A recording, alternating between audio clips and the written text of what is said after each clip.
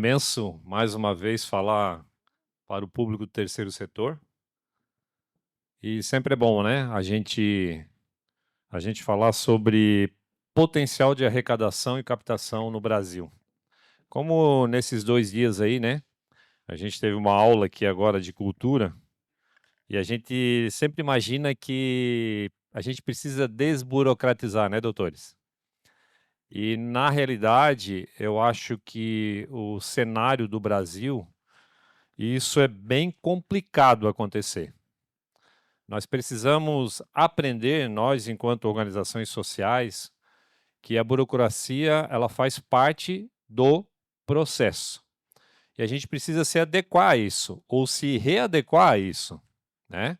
Eu sei que na plateia tem outros advogados e isso foi falado aqui, né? Quando a gente trabalha com recurso público, que eu vou me privar a falar que o recurso ele não é advindo do público, né? Ele é advindo do privado, mas ele começa a se transformar público, porque essa corresponsabilidade e a responsabilidade que a gente tem todos os dias dentro das nossas organizações sociais, seja ela uma responsabilidade gerencial, de governança ou da nossa função, do nosso cargo, nos leva a crer que o nosso CPF sempre está sendo mirado, né?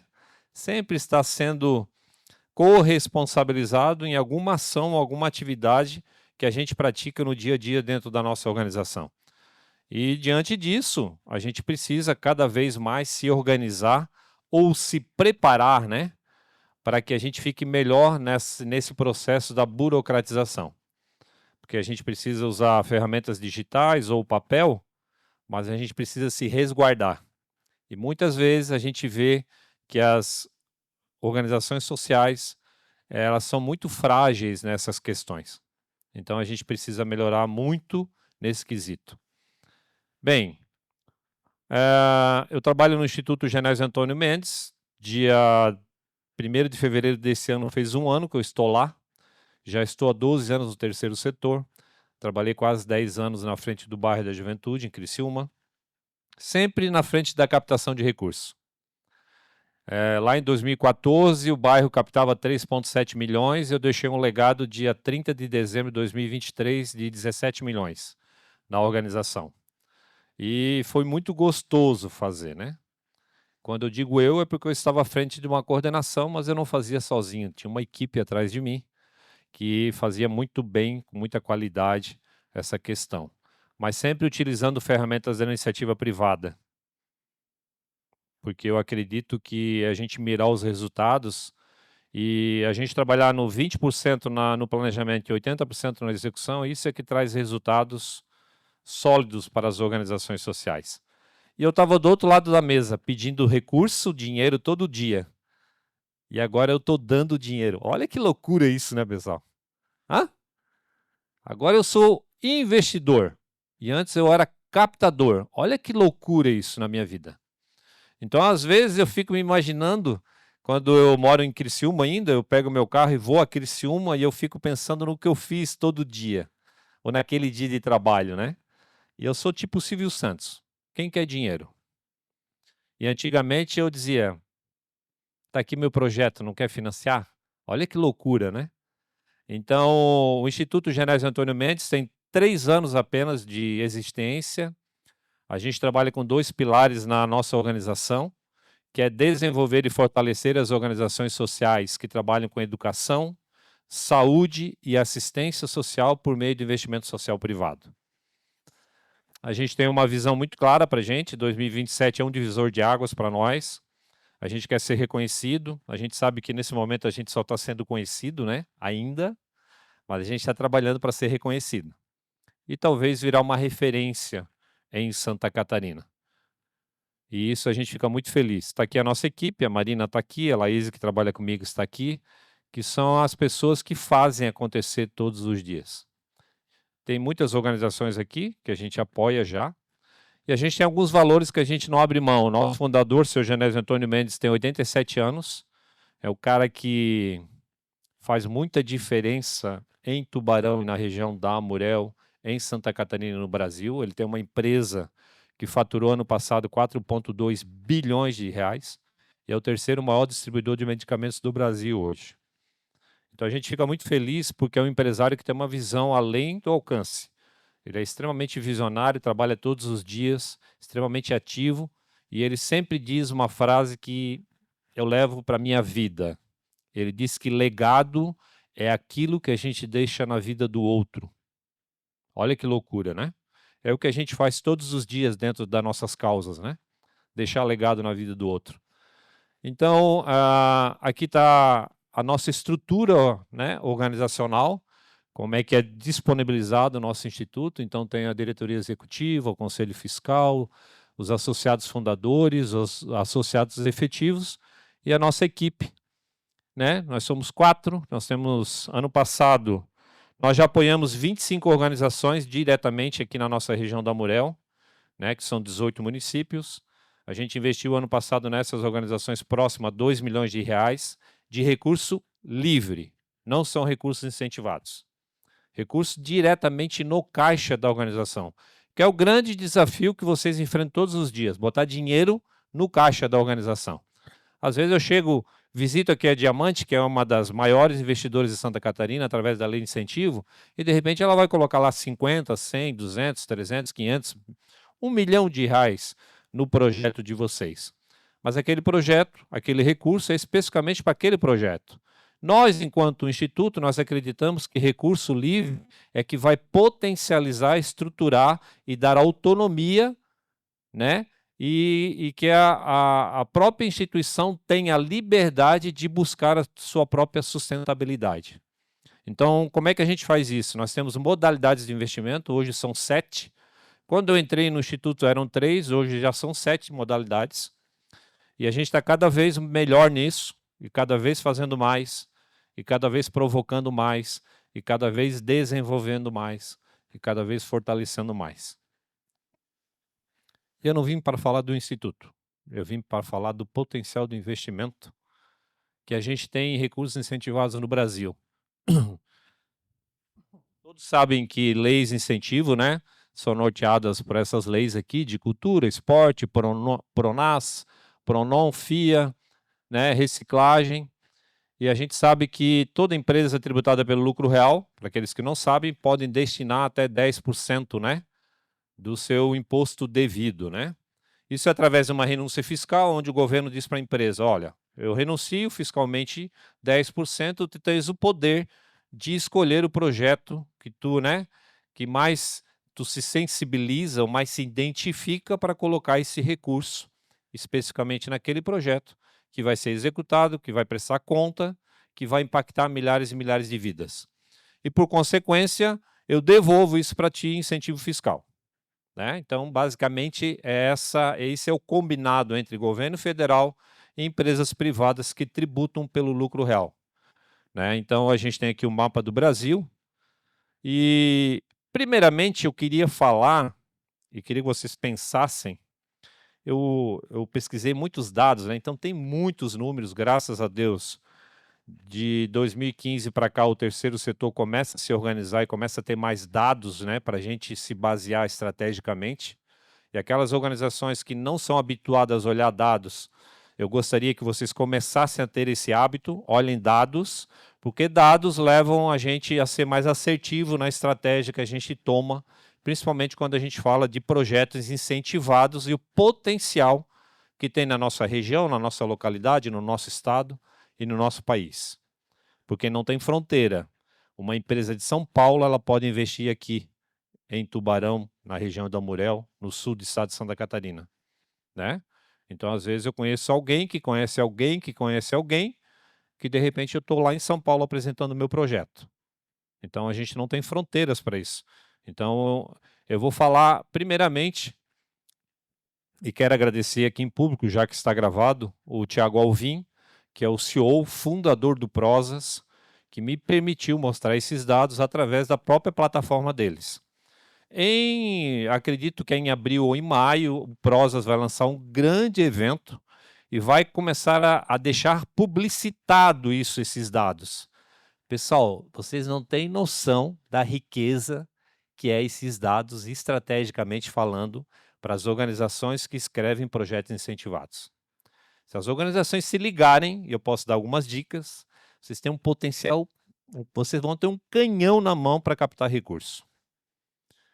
Enfim, eu não vou falar do potencial, eu vou falar o que foi destinado à Lei Rouanet da Cultura de 2021 a 2024. Então, alguns números aqui. Então, a gente tem 8.745 CNPJs no Brasil que destinaram para a cultura. Desses 8.745 CNPJs, 6.973 fazem parte de algum grupo empresarial, tipo o Grupo GAN, né? Nós temos várias empresas dentro do grupo. É um grupo tributado pelo lucro real, porque provavelmente está nesse levantamento aqui, né? Então, foi aportado o total entre 2021 a 2024, 9,52 bilhões de reais. Foram 5.929 proponentes, né? E foram patrocinados 12.085 projetos. 2021, 2,1 bilhão. 2022, 2,1 de novo. 2023 a gente cresce. E 2024 dá um boom, porque mesmo, eu vou usar a palavra do doutor que estava aqui, que acho que é Matheus, a troca do governo, que acabou sendo um facilitador nas normativas, na desburocratização, dos acessos, né, para dar mais acessibilidade, né, essa questão, provocou, obviamente, né, um aumento, né, na captação de recurso. Então, aporte ao longo do ano, né, também aumentou. Então, a gente tem aqui um mapa do Brasil, dos percentuais que cada estado, né, representa nessa captação. E nesse quadro ele me permitiu, o Prozas me permitiu, através de e-mail, eu tenho isso documentado, publicitar aqui alguns grandes investidores do Brasil por ordem de investimento. Então, Vale, né, ela investiu aí 1,1 bilhão, que representa 11,05 de tudo que foi investido. Olha o potencial dessa empresa, né? Itaú, Petrobras, Bradesco, Nubank, Shell, enfim, pessoas físicas, Santander, né? E Banco do Brasil. Aí tem mais aqui, eu poderia estar aberto aqui o sistema, mas eu falei com o Alvin disse assim, Beto, eu prefiro que tu não abra o sistema, porque tem uma relação aqui de 6.973 empresas investidoras, e a partir daí a gente tem um portfólio bastante interessante de prospecção no futuro, né? Eu tenho essa informação. Né? Depois, se vocês quiserem fazer uma doação para o Instituto GAN, quem sabe a gente não conversa. Vamos lá. Então, só para vocês terem ideia, eu gostaria que vocês me dissessem quantos CNPJs de empresas tributadas pelo lucro real vocês imaginam que tem no Brasil? Quem dá mais? Quantos mil? Quantos? 200 mil? Ó, chegou perto, hein, menina? Parabéns. Tem 226 mil CNPJs que tributam pelo lucro real. E pasmem, 8.745 doaram ou destinaram para a cultura. A gente está fazendo prospecções de empresas que começam a investir dentro do Instituto, além do Grupo GAN. E a gente já aumenta esse ano 40% do investimento em função desses novos investidores. Só que na região, em 30 dias, eu visitei 8 empresas que tributam pelo lucro real e não destinam para projetos incentivados. Olha que loucura. Aqui, no raio de 20, 30 quilômetros. Então, a gente percebe dentro das nossas capacitações, e aí eu vou colaborar com a fala do nosso amigo de Florianópolis, que a falta de capacidade técnica, infelizmente, é um dos grandes desafios que a gente precisa enfrentar no dia a dia dentro das organizações sociais. De não saber estruturar um projeto, de não fazer... É aquela máxima, né? Quanto é que tu captou esse ano? Eu captei R$1 milhão. E quanto é que tu deveria captar? As organizações não sabem responder essa pergunta, na sua grande maioria.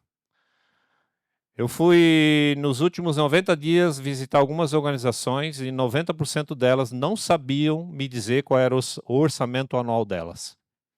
E aí a pergunta que fica é, se eu não sei o meu orçamento, como é que eu sei o que eu tenho para captar? Porque a partir, é meio que lógico para mim, né? A partir de um orçamento, ou saber aquilo que eu vou gastar, eu sei aquilo que eu tenho que captar. Não é o contrário, né? E, infelizmente, essa falta de capacidade técnica nos leva a crer que a gente precisa melhorar nesse quesito, né? Eu acho que é mais ou menos a lei do uso, né? Tudo que a gente não usa, a gente perde, né? Fizeram um teste na Universidade dos Estados Unidos que amarraram um braço de uma pessoa durante 90 dias. E depois de 90 dias, aquela pessoa não sabia mais usar aquele braço. Ela teve que reaprender. Porque quando a gente não usa, a gente perde. Quando a gente não usa mentalidade, a gente perde. Quando a gente não usa conhecimento, a gente perde. Quando a gente não usa dados, a gente perde. Quando a gente não usa a gestão, a gente perde. Olha que loucura isso. Então, praticar isso todos os dias é importante. Isso é um recorte, né, da Lei de Cultura Brasil. Eu quero mostrar para onde foi o recurso, né? Então, aqui os estados, de novo, que representam. Aqui tem um filtro de alguns proponentes que receberam esse recurso, né? Então, a Fundação de Orquestra Sinfônica do Estado de São Paulo recebeu 161 milhões. Olha que loucura, né? Instituto Inhotim recebeu 146 milhões. Então, aqui são 5.871 proponentes que receberam recurso daquelas empresas que eu passei para vocês. Isso é recurso que foi dentro, que está dentro de projetos que estão sendo executados, né? Então, se a gente falar de 2024, de 2024, a gente está falando de 3 milhões de reais, né? 3 bilhões que foram injetados só em 2024. E qual é a área que mais as empresas investem? Aqui é um dado estratégico também. Porque às vezes eu estou promovendo projetos dentro da minha organização que não são atrativos, projetos de cultura, que para mim não me interessa investir nisso. E de repente, será que eu não tenho que olhar para dentro da minha organização e rever aquilo que eu estou fazendo para oferecer projetos mais atrativos, né? Que realmente tenham conexão, que tenham uma causa muito próxima do meu investidor? Será que antes de visitar o meu investidor eu fui dar uma olhada no site em quais organizações ele está investindo? Será que essas organizações têm sinergia comigo? E será que o meu projeto tem sinergia com essas organizações que essa grande empresa ou essa empresa está investindo nesse projeto? Olha que loucura isso. Então a gente precisa ficar atento a isso. E simplesmente a gente olha para dentro, e eu sempre digo e repito isso, as organizações do Brasil ainda têm esse viés de ser voltada para dentro, né? A gente não olha o mercado fora, a gente não pesquisa, a gente não trabalha com dados, a gente não quer saber quantas empresas tem na nossa organização, ou não quer saber ou não sabe, né, na realidade, e a gente precisa cada vez mais estar atento a isso. E eu fiz o recorte em Santa Catarina com os mesmos dados, né? Se lá no Brasil tinha 6 mil e poucos CNPJs que investiram, em Santa Catarina são 914. Pergunto, quantas empresas em Santa Catarina são tributadas pelo lucro real? Quer ainda mais? Se no Brasil são 220, para eu não falar besteira aqui, deixa eu ver aqui. 226.340 empresas tributadas pelo lucro real. Em Santa Catarina, quantas mil são? São mais de 15 mil. São 15.515 empresas tributadas pelo lucro real e 914 destinaram recurso para cultura. Pergunto, qual é o nosso potencial? No Brasil, são mais de 10 bilhões de reais que podem ser destinados todos os anos através de IRPJ. E são mais de 14 bilhões que podem ser destinados através de IRPF. Depois eu vou mostrar um dado interessante para vocês. Enfim, quais são os maiores investidores em Santa Catarina? Endy. Quem tem projeto de cultura aqui, levanta a mão para mim, faz favor. Quem mandou esse ano, ano passado, o projeto para Endy? Ok. Então aqui a gente já tem suprimido 33%. Pessoal, se ele é o maior investidor de Santa Catarina, se eu tenho um projeto de cultura, obrigatoriamente eu preciso me submeter a Endy. No mínimo, eles vão dizer para nós o quê? Não, não tenho interesse. Tá tudo certo. Agora, eu ir com essa dor, ou dormir com essa dor, de eu ter um projeto e não submeter ao maior investidor de Santa Catarina, me desculpem, tem alguma coisa errada dentro da organização de vocês. Revejam as pessoas que estão na frente do processo. Sério isso. Entende? Por quê? Uma coisa muito simples para mim. Vocês estão perdendo recurso. Só isso. Quem gosta de perder recurso, né? Eu acho que não deveria trabalhar no terceiro setor. Bem, VEG, Avan, Diamante e vai por aí afora. Enercan, Portonave, Itapoá, Coque, enfim. Aqui o crescimento, né? Aqui a gente dá um boom, quase dobra o investimento em cultura, isso é muito legal, né? Então a gente tem um potencial aqui gigantesco para crescer, né? Aqui também a gente cresce demais em 2024 em relação ao aporte ao longo do ano.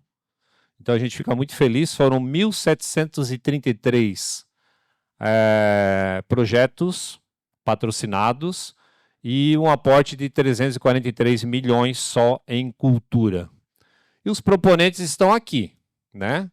Não sei se tem alguma... Tem o Bairro da Juventude, que é o sétimo proponente que mais recebeu recursos, 6 milhões. Né? Lembrando que esse total aí é de 2021 a 2024, certo? E aqui são as áreas que mais as empresas se interessaram em colocar recurso. Isso são dados sensíveis, estratégicos, dados reais. Isso é uma plataforma, o Prozis, ele faz todo um levantamento, toda uma metodologia de pesquisa. Ele usa como referência o PAT, que é o Programa de Alimentação do Trabalhador, que a grande maioria das empresas tributadas pelo lucro real tem, porque ela tem um benefício fiscal também em relação a isso. Então, ele usa esse mecanismo para criar a metodologia e potencializar os dados dele. Plataforma maravilhosa, aqui tem muita informação que as organizações, quando foram publicitadas, até nos colocamos à disposição, o Instituto, para de repente fazer um treinamento aqui para vocês fazerem uma leitura analítica e estratégia dos dados para vocês usarem dentro das organizações de vocês, que eu acho que é bastante interessante, certo? E aí a gente vai falar do esporte também, porque eu escolhi cultura e esporte, já que eles representam aí 60% de todo o recurso, né, que é destinado às leis de incentivo, os dois representam 60% hoje, que eu acho que são as duas principais. Enfim, o esporte, diferentemente da cultura, a empresa pode destinar metade do valor em função do percentual, né, que a lei permite. Então, a gente sabe que tem um potencial menor de arrecadação em números, né? Então, a gente tem aqui... E é engraçado que a gente tem um gap gigantesco e a plataforma Prozis, vocês fiquem atentos, ela vai publicitar esse gap. O que é o gap? Vamos imaginar e vamos pegar a Diamante aqui como exemplo. A Diamante tem 10 milhões de reais de incentivo fiscal para destinar. Às vezes ela destina lá o seu 4 milhões, que é 4% para a cultura. E ela tem 2 milhões para o esporte. Só que lá no final do exercício dela, foi percebido que ela só destinou 1 milhão e 200 mil. Ficou um gap de 800 mil reais aí. Certo? Esse recurso não pode ser alocado na cultura, ele é um percentual que ele precisa ser destinado para a lei de incentivo e tem um teto máximo, né, que bate lá, e às vezes as empresas têm 10 milhões para destinar e no final da conta lá só destina 6, 7 milhões. E tem um gap aí. E às vezes a própria empresa não está atenta a isso por vários motivos, né? Departamento, às vezes a pessoa está lá fazendo a sua contabilidade, seu financeiro, e está lá na sua rotina do dia a dia e passou, enfim. Então, como é que a gente faz isso, né? Essa plataforma, eu acho que ela vai nos fortalecer de argumentação para quando a gente sentar na frente do investidor, falar desse tipo de assunto, né? Tu tem quantos mil para destinar para a lei de incentivo? Eu tenho 1 milhão. Tu está destinando todo o teu 1 milhão? Tu sabe qual é o impacto positivo, socialmente falando e economicamente falando, na localidade que tu está colocando esse recurso? Na região que tu está colocando esse recurso? Na cidade que tu está colocando esse recurso? Porque o impacto não é só social. Vocês imaginam uma Diamante colocar 10 milhões na região da Amurel? Cara, fica 10 milhões aqui, olha o impacto disso. O comércio ganha, a indústria ganha, o serviço ganha. É o ganha-ganha, né?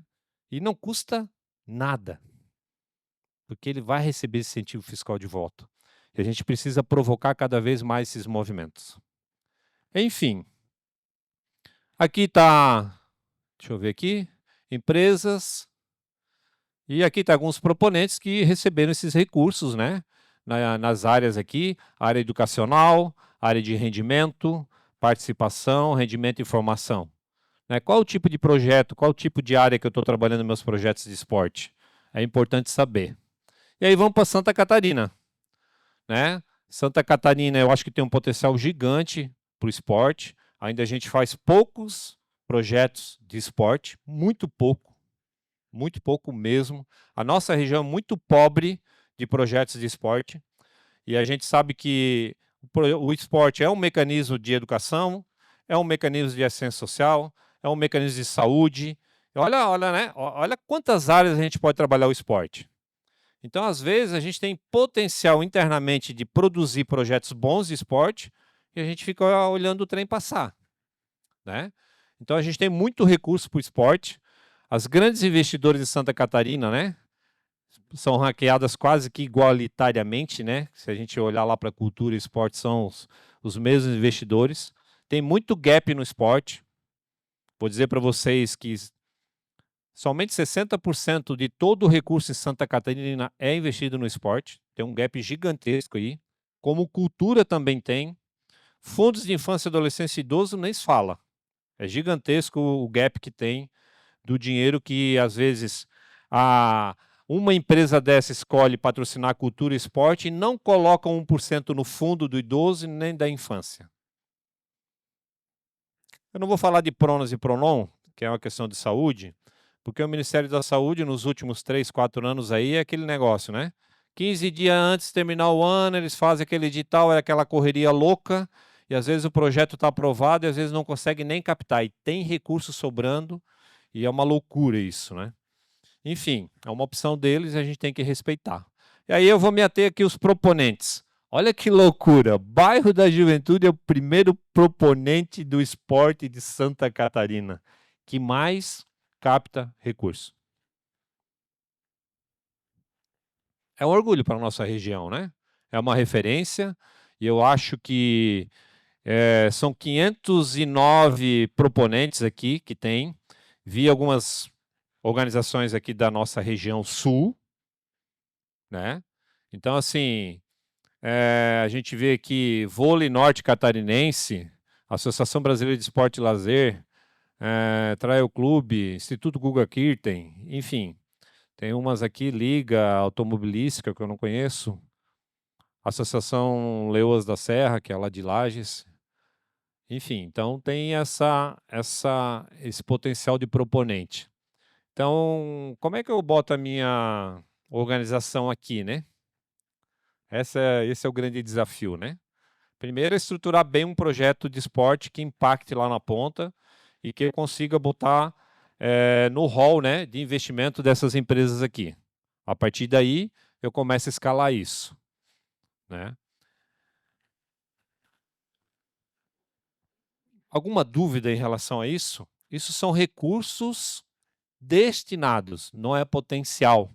O nosso potencial hoje, ele é utilizado no Brasil próximo a 60% do investimento, né?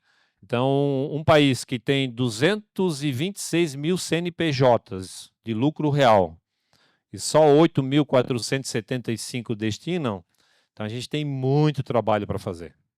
Muitas empresas para visitar e muito trabalho para a gente arguir e sentar na mesa com diretores, com o CEO, com o financeiro, com o contador e dizer para eles que o recurso dele não é só para colocar dentro de um projeto, mas sim para ampliar o impacto social da localidade dele, que vai refletir diretamente na família dele, né? E na localidade, no território onde ele está, e principalmente o fomento econômico regional e local que dá isso, que fortalece todo mundo. Alguma pergunta em relação à cultura e esporte em relação aqui? Para a gente matar, porque eu vou entrar num assunto que é o pão quente do nosso período aqui, que é imposto de renda pessoa física, que todo mundo que eu sei aqui está se organizando para fazer uma campanha de imposto de renda de pessoa física. E pasmem, é um potencial gigantesco. Aí eu trouxe meu pote de moedas aqui, que é a organização que mais se comportar, eu vou doar o meu pote de moedas para vocês. Eu fiquei 3 semanas economizando moeda para trazer para cá. Só um minuto. Estou brincando, é de chocolate.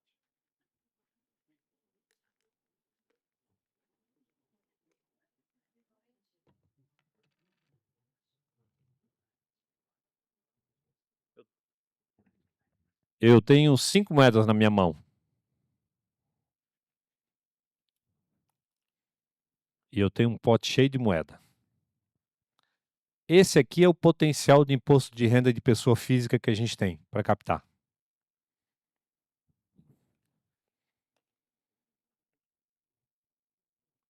E isso é o que a gente está captando. A gente consegue enxergar a diferença? Nesse pote tem 200 moedas. E a gente só consegue captar 5 de imposto de renda de pessoa física. Pergunto, quem faz declaração de imposto completa aqui? Levanta o braço para mim. Tudo pobre, né? Ô, desgraça. Meu Deus. Se você faz declaração no completo e você não destina, não trabalhe no terceiro setor, por favor. Saia dele. Verdade. Eu estou olhando para vocês, é verdade isso. Saia. Por quê? Porque a gente tem um potencial de arrecadação gigantesco. E a gente não consegue colocar na cabeça das pessoas. Destina o teu imposto de renda. Você sabia que você pagando imposto de renda à pessoa física, você pode destinar? E quando você é restituído, também pode destinar? Tem um mito aí, né? Alguns dizem, só quando paga. Mentira. Mito. Você paga, você destina. Você restitui, você destina. Se eu pago e destino, eu pago menos. Se eu tenho a restituir e destino, eu recebo mais. Porque é uma lei compensatória. Certo? Então, esses são os números do Brasil. Olha que loucura. Nós temos 14,81 bilhões de reais e nós só conseguimos destinar 387 bilhões. Aliás, milhões. Isso dá 2,62%. Que a conta é a mesma. Eu tenho pote e só 5 moedas eu consigo destinar. E pasmem, cada 63 pessoas no Brasil que tem declaração completa, cada 63 pessoas eu consigo converter uma pessoa. Eu consigo convencer uma pessoa a cada 63 que eu converso para destinar. Pergunto, quantas pessoas vocês conhecem que têm declaração completa na família? No seu jogo de futebol? Na sua academia? Você já conversou sobre seu coleguinha? Sobre destinação de imposto de renda à pessoa física? Você já teve um papo na hora do chopp e diz assim, cara, o que tu faz com o teu imposto de renda? Aí eu pago. Aí tu destina para algum projeto de fundo de infância e adolescência do idoso da tua cidade? Não, nunca me falaram sobre isso. E aí o Instituto Gerais Antônio Mendes está lançando uma campanha que vai pro ar, Marina, amanhã, né, Marina? Vai pro ar amanhã. Vídeo, cartilha, uma page exclusiva para isso, e a gente vai bater. A gente vai bater.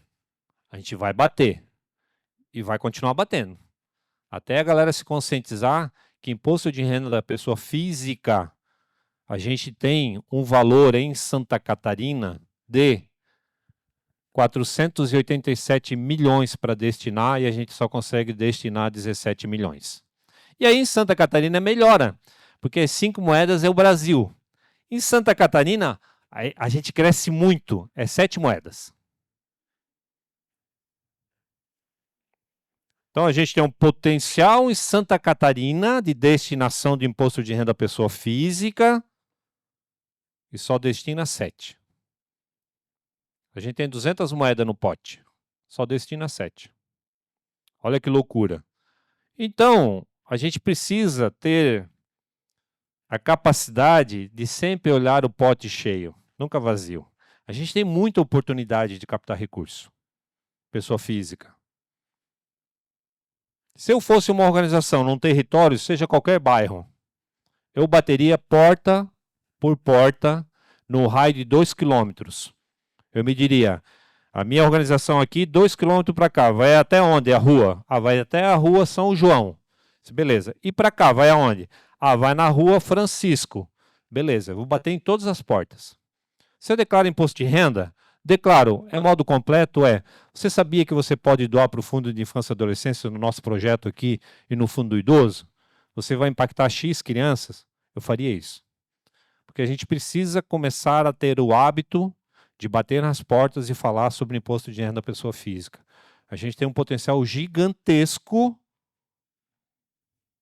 e a gente não faz. Hoje, o Dafna, tu conseguiu mandar aquela planilha lá para ele? Ele consegue abrir para mim? Sim, ele conseguiu. Ele vai baixar, porque tá na Isso. mesma tela. Enquanto isso, se alguém quiser fazer alguma pergunta, aproveitar o momento. Antes disso, sábado, eu cheguei em casa muito cansado. Pasme, um cara bonito, novo como eu, recebi a notícia que você é avô. Jovem. Enfim, a gente está muito feliz. Menino, que lá em casa é igual granja, só tem pinto. Verdade. E mais um menino na família, fiquei muito feliz por isso. Eu estava meio ansioso, assim, e eu não conseguia dormir.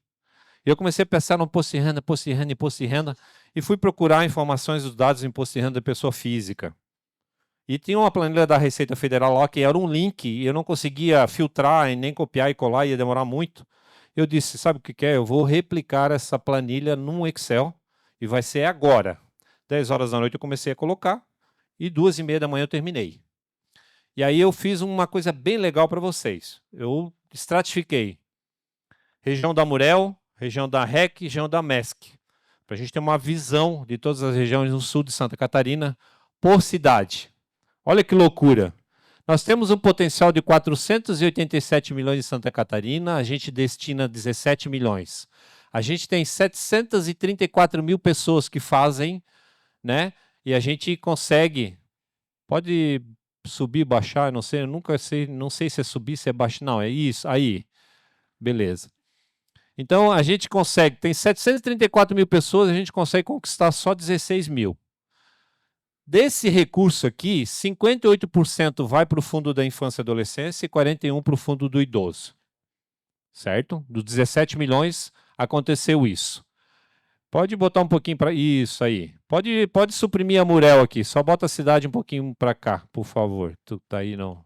Aqui, ó. Isso aí. Obrigado. A Murel. Fiz todos os municípios aqui.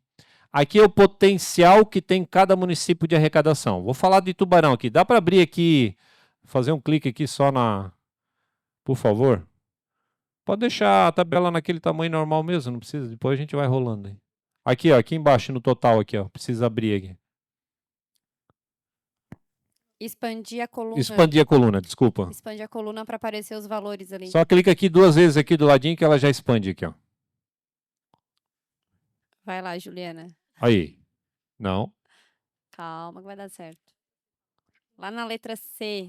Lá na letra C, Aqui, Gustavo. ó, aqui em cima, aqui onde está o meu cursor aqui, ó. Isso, clica duas Não, vezes, bem na aqui, ó, bem do lado aqui, ó, ele vai abinha. aqui, ó, na abinha. Aí, agora clica duas, isso, também pode ser também, não tem problema. Nota 10. Se clicar duas vezes rapidinho, ele abre. Enfim. Então aqui, ó, região da Amurel tem 17 milhões de potencial de arrecadação e a gente consegue arrecadar 717. Aí eu fiz a planilha fui bem criterioso. Eu fui aqui, é quando a Receita Federal pega lá a declaração do contribuinte por endereço. Então, por exemplo, eu moro em Criciúma, eu apareço lá. Se ano que vem eu mudar de cidade, talvez eu esteja nesse número ainda, certo? Mas enfim, aqui é o potencial por endereço de arrecadação. Aqui é o potencial por fundo municipal, ele começa a olhar o endereço dos fundos, onde foi o recurso. Mas aqui é o que interessa, ó. Eu vou lá, imprimo a DARF e pago a DARF. Uma vez pagando a DARF, o recurso vai para onde? Vai para o fundo. Aqui, ó, 717 milhões, ou melhor, 717 mil foi para o fundo na região do Amurel. Aí eu fiz algumas notas explicativas aqui. Pode puxar para cima aqui para mim? Não, para baixo. Isso. Pode botar um pouquinho para cá, isso aqui. Aí essa coluna aqui eu fiz dos potenciais, dos percentuais em relação ao Brasil, ou a Santa Catarina, que cada município representa, certo? Aí eu fiz algumas notas explicativas aqui para a Amurel, para a REC e para a MESC. Em 2024, nos municípios da Amurel, 76% dos recursos foram destinados ao FIA, que dá um total de 550 mil. Nós estamos falando de imposto de renda pessoa? Isso. Enquanto 23 foi destinado para o fundo do idoso. Os municípios da Amurel destinaram apenas 4,03 do potencial do imposto de renda, em cima de 17 milhões, que deu esse total aqui. O total de contribuintes da Amurel são 31 mil contribuintes e apenas 825 pessoas doaram. Nós temos 31 mil pessoas no modelo completo aqui, só 825 destinam. Olha que loucura. Imbituba e Laguna, respectivamente, representam o segundo e terceiro maiores cidades do potencial de destinação. Seguem abaixo da média. Média catarinense. A cidade de Tubarão representa 44,5%, está acima da média estadual. Então, Tubarão representa aqui, ó, no potencial de destinação, quase 45%. Então, Tubarão tem uma concentração maior e, com certeza, tem a maior riqueza, né, de pessoas que podem destinar ao fundo do idoso. Então, a gente precisa trabalhar muito a cidade de Tubarão em relação a isso. É a mesma coisa de eu pegar lá a quantidade aqui. Então, 12 mil pessoas na cidade de Tubarão podem destinar 7 milhões. Olha que loucura. O município que se destaca acima da média estadual e nacional do potencial de destinação, estou muito rápido, né, para ti, né? Na região da Amurel é Braço do Norte. Braço do Norte é case. Então, a média é 4%. Braço Norte consegue fazer 12%. Isso eu estou falando do potencial de destinação. A média nacional de conversão de doadores, né, ou de contribuintes, é 3%. Braço Norte consegue fazer 6%, o dobro. Né? Mas assim, ainda assim mesmo é muito baixo. Enfim, então está aqui embaixo, aqui, ó, a conversão do número de doadores na região da Amurel ainda é muito baixo, sendo uma conversão a cada 38 doadores, possíveis doadores. Então eu tenho que falar com 38 pessoas para conquistar uma. Bem, a REC aqui é a mesma planilha, se puder abrir aqui rapidinho para a gente. Pode botar nessa mesma posição essa planilha aqui da REC, para mim, por favor? Isso, pode deixar aí que está ótimo. Aqui é a mesma coisa, a REC, a Amurel tem 17 milhões, a REC tem 21. Só que diferente de Tubarão, Criciúma representa 70% de todo o potencial. Claro que eu posso ir lá vamos lá em Nova Veneza, fazer o trabalho forquilinha, mas se eu concentrar meus esforços em Criciúma, para me dobrar ou triplicar, né, o que é arrecadado nos fundos, é muito mais rápido e fácil, né, e eu otimizo o recurso, o custo. Né? Olha que loucura isso.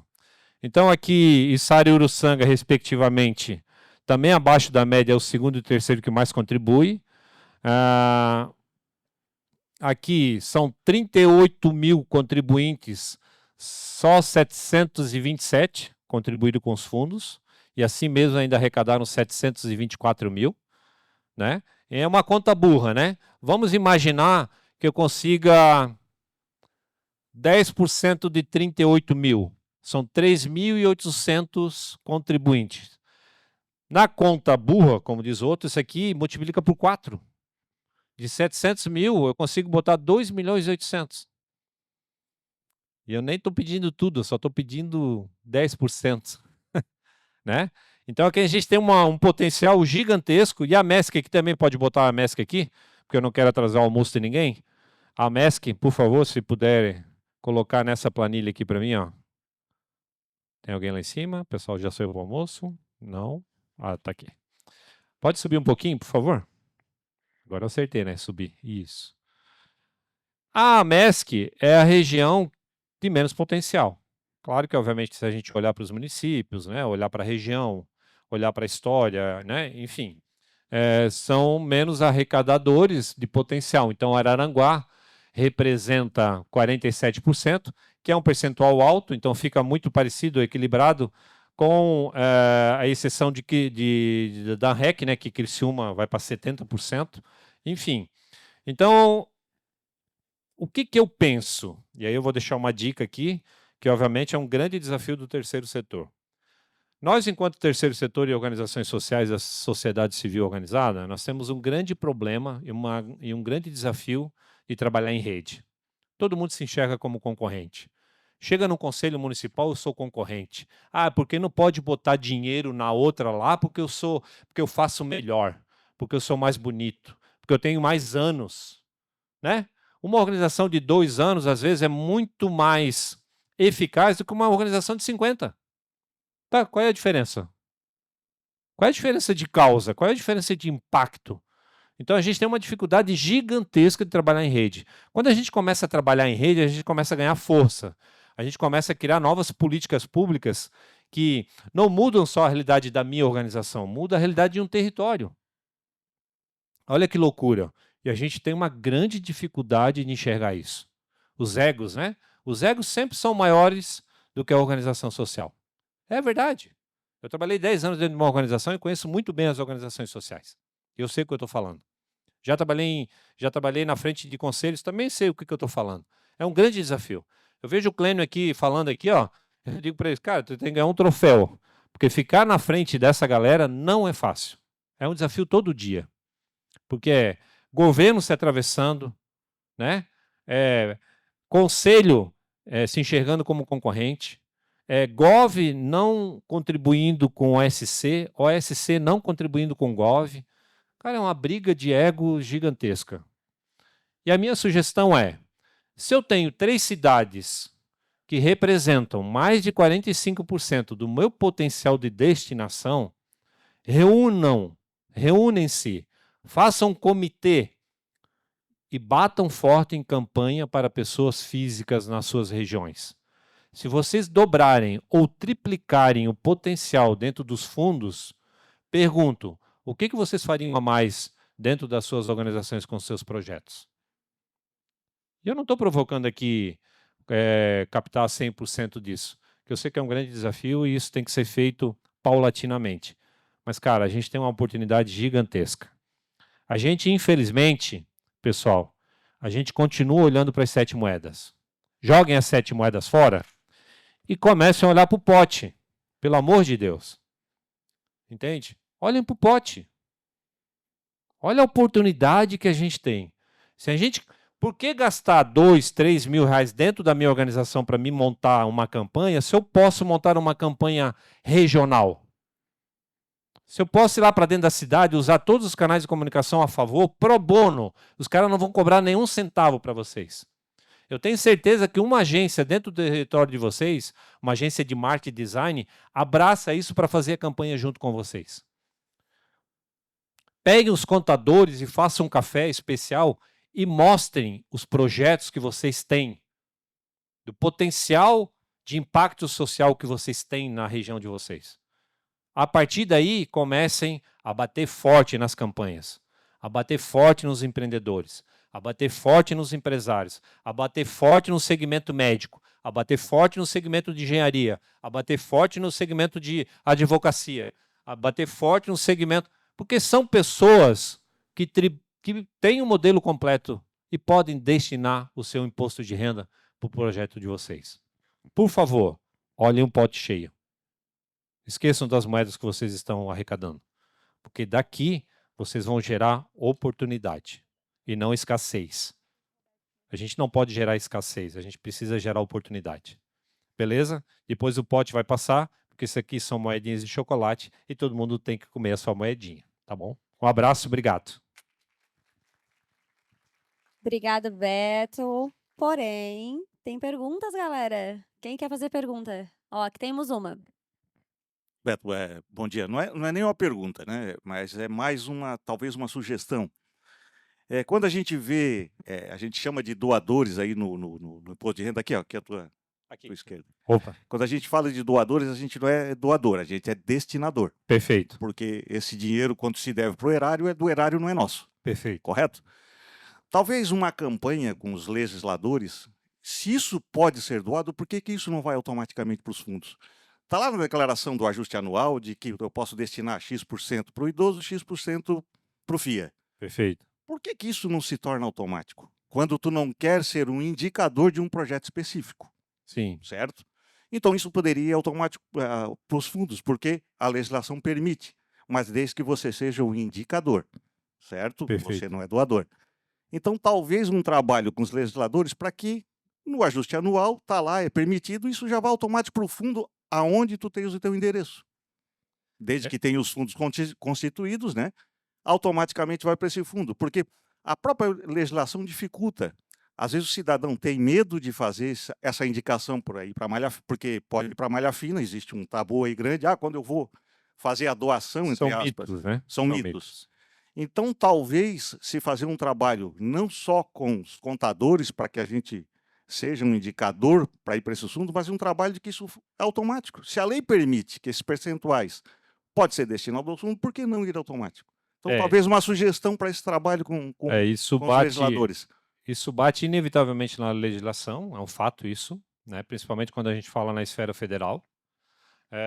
Concordo plenamente contigo, eu acho que isso deveria ser uma obrigatoriedade, eu acho que já deveria, na hora da minha declaração completa, já deveria abrir uma aba lá só para me escolher o fundo, para me direcionar isso, porque o próprio sistema ele já calcula isso automaticamente, né? A partir daí, seja na restituição, ou seja, no pagamento da própria declaração. Eu acho que é um grande desafio de provocar políticas públicas, e aí tem que envolver Senado, tem que envolver deputados federais. Eu acho que isso tem que virar lei, na minha opinião, tem que abrir uma PL, eu acho que tem que provocar isso. Nós temos um governo totalmente voltado para isso, que é um governo que tem um caráter assistencialista e percebe isso de modo diferente, né, de outros governos, né?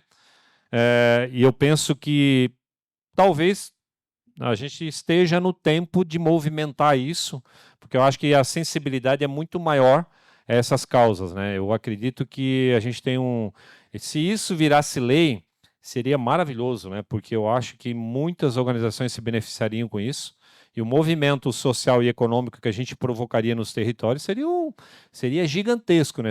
Eu acho que seria um mecanismo extremamente forte para a gente também trabalhar as ODSs que hoje são tão trabalhadas nos territórios, como erradicação da fome e outras frentes, que eu acho que seria um potencial gigantesco para a gente trabalhar nessa seara. Mas eu acho que é um caminhar aí de provocar e construir grupos de trabalho, conselhos, enfim, eu acho que a ideia é excelente e a gente precisa começar a pensar nisso sim. Vem uma pressão aí, né, das organizações trabalharem juntas, levar aí. E levar, é por isso que é tão importante participar dos conselhos, dos comitês, né, de fóruns, para que essas ideias sejam levadas para frente e entreguem na mão dos legisladores, dos executivos. Passar aqui para a próxima pergunta. Dinheiro no chão não, né, pessoal? Vamos lá. Olá. Pois não.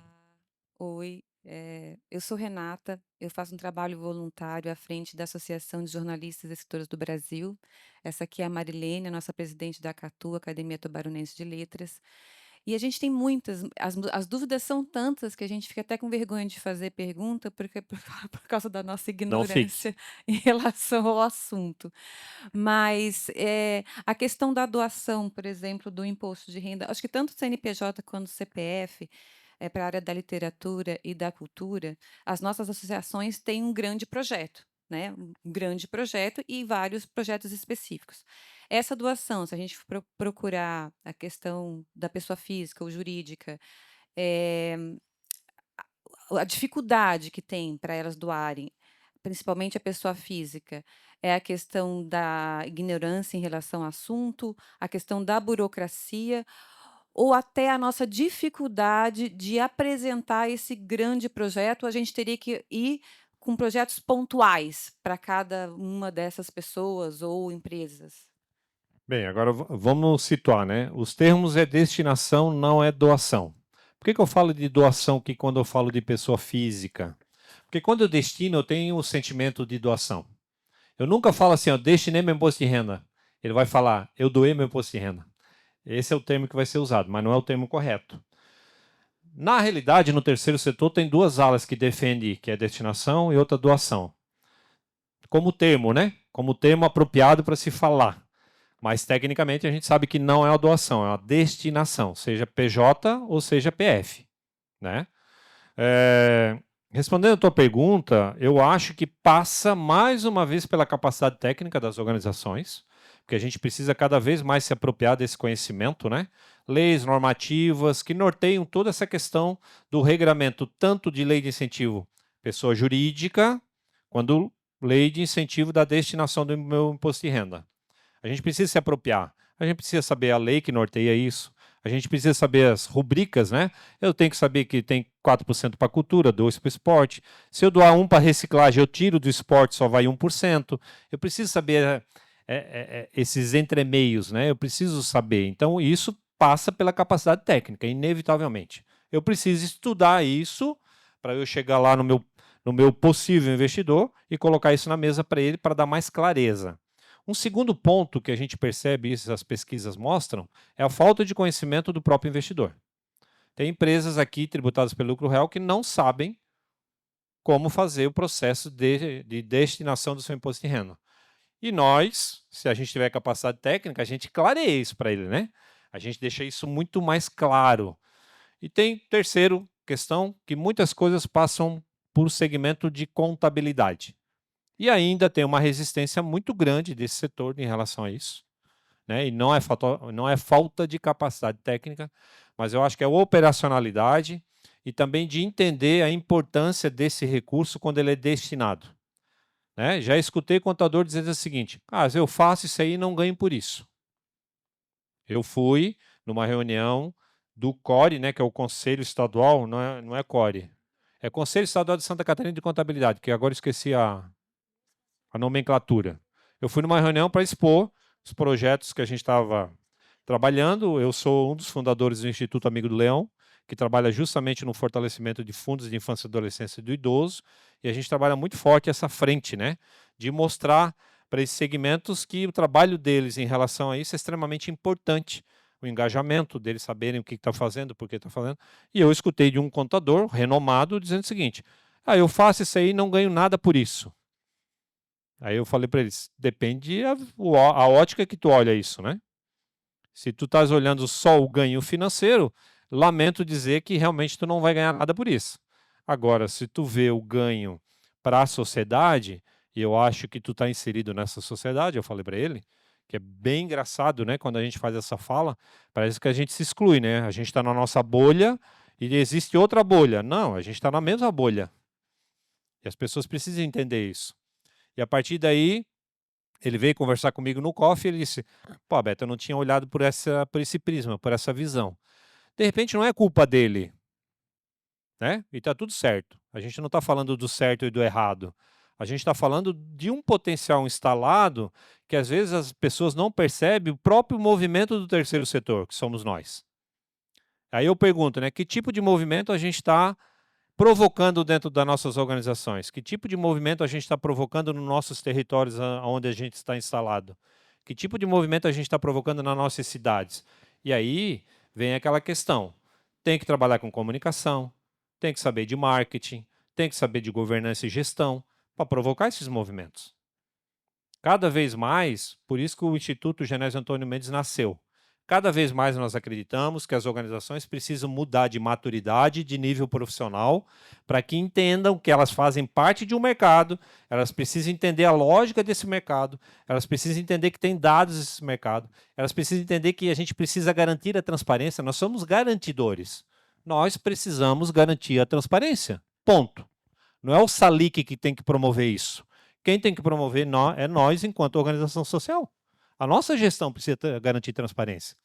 E, às vezes, a gente encontra casos, organizações, segmentos que não fazem isso.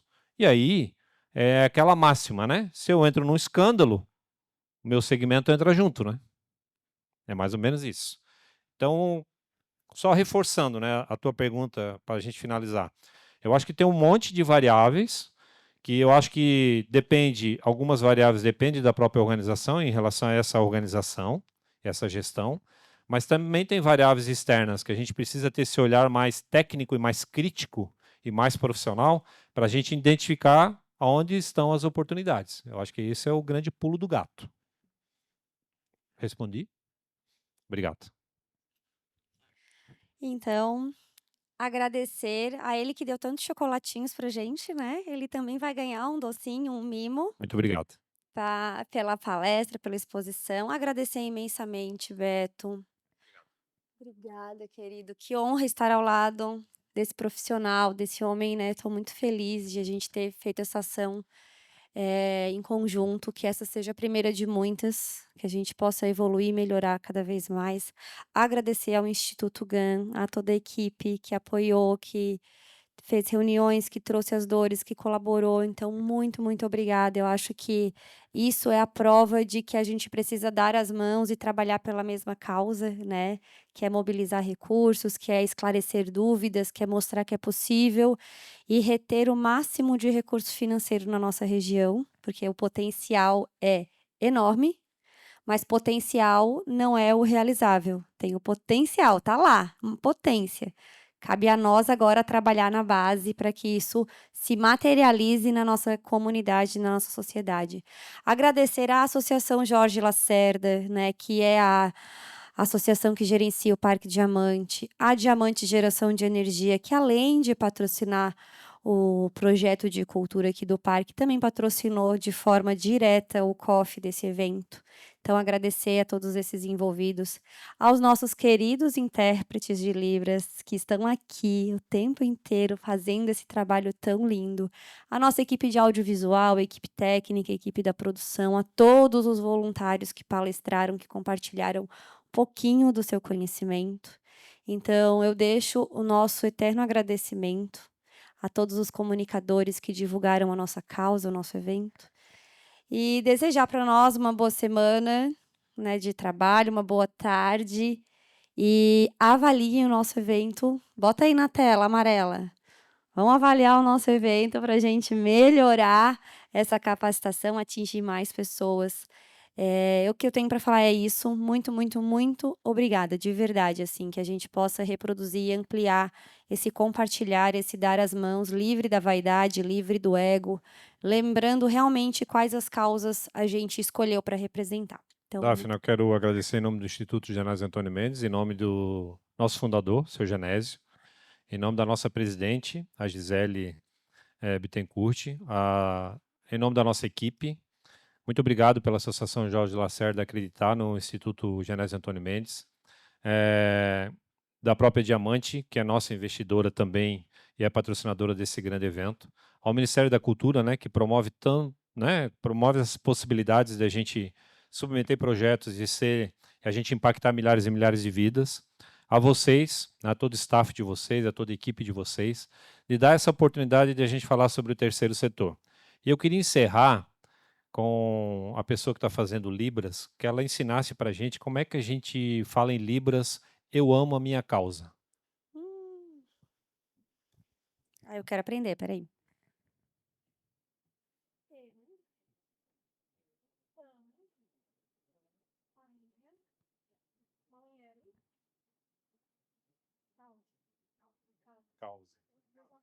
Ah, ok. Então é isso. Ame suas causas e continue trabalhando. Obrigado. Muito obrigada.